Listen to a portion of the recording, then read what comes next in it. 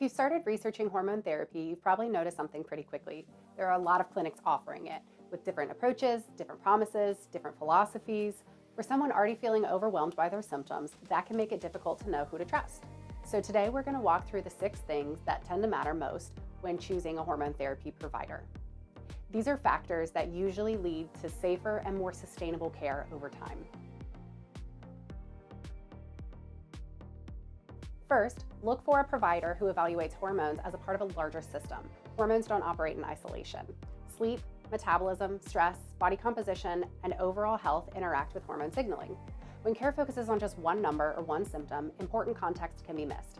A thoughtful provider will step back and take a look at the bigger picture, because in many cases, context is what guides responsible treatment decisions.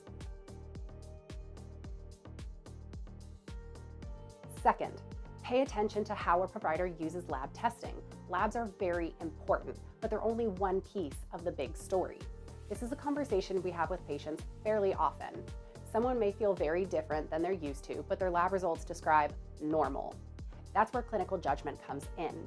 Symptoms, medical history, and lab patterns all need to be considered together, because labs alone rarely tell the full story.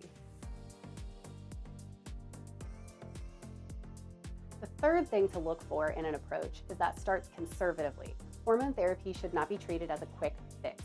Responsible care usually begins with a careful evaluation and gradual adjustments when needed. More hormones is not automatically better. The goal is bringing levels back into a proper balance in a way that supports how the body functions on the day-to-day.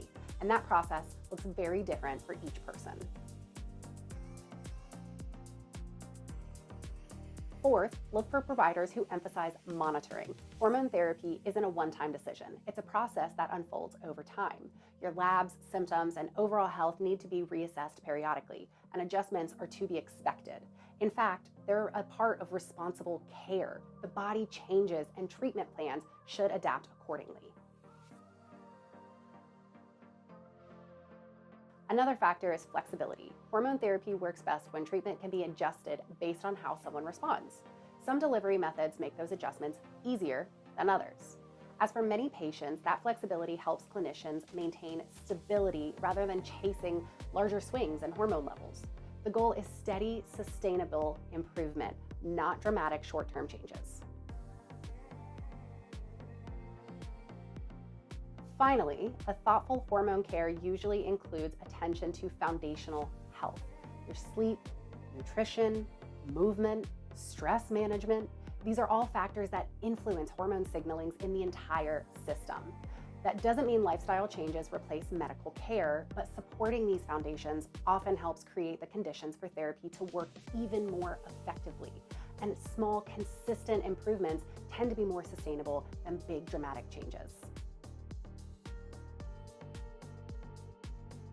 Choosing a hormone therapy provider is an important decision. The most reliable care tends to focus on patterns rather than quick answers. Your symptoms, labs, medical history, and response over time all matter, because ultimately the goal of hormone care is not chasing numbers. It's about supporting how the body functions day to day. If you're exploring hormone therapy, these are helpful conversations to have with any provider that you're considering. And we'll continue sharing educational information here at Elite Health HRT to help our patients better understand the process.